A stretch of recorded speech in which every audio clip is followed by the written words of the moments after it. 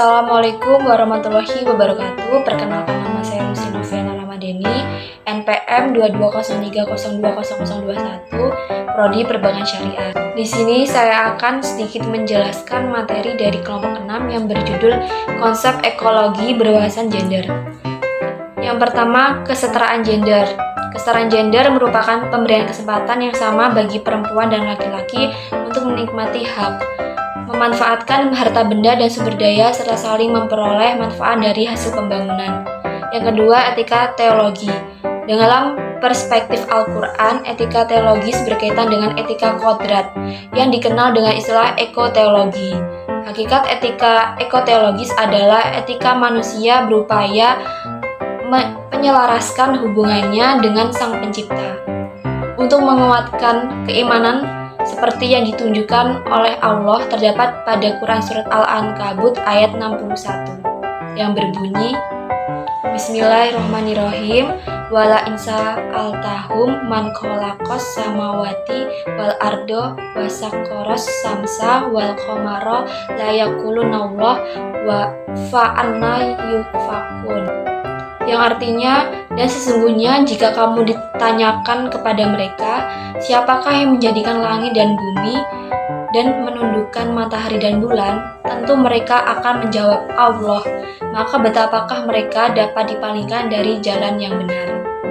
Yang ketiga, etika ekologi.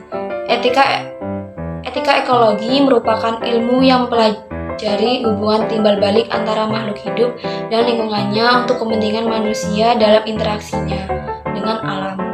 Dalam etika ekologi itu dibagi dua macam, yaitu yang pertama etika dangkal atau slow ekologis.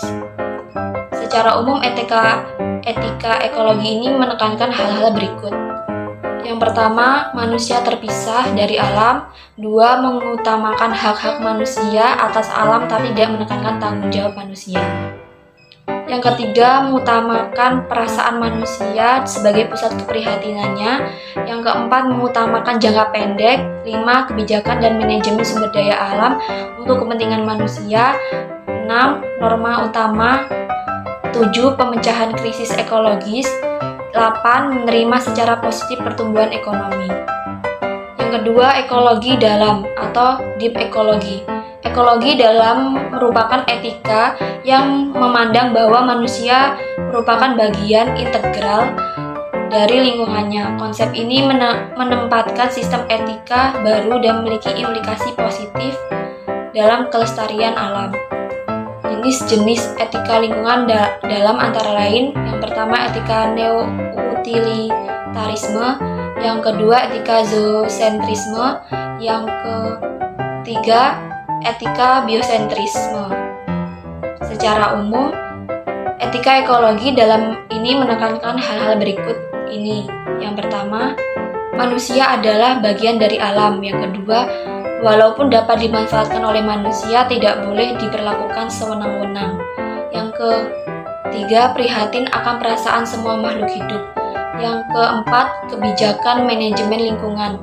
Yang kelima, alam harus dilestarikan dan tidak dikuasai. Yang keenam, pentingnya melindungi keanekaragaman hayati. Yang ketujuh, menghargai dan memelihara tata alam. Yang kedelapan, mengutamakan tujuan jangka panjang. Yang terakhir, mengkritik sistem ekonomi dan politik, menyodorkan sistem alternatif, yaitu sistem mengambil sambil memelihara. Yang ketiga, etika ekonomi.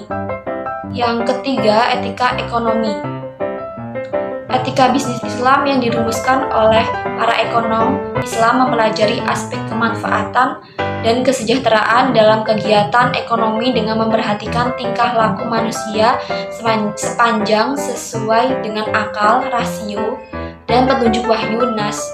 Etika bisnis dianggap sama dengan moralitas karena membahas benar dan salahnya perilaku manusia.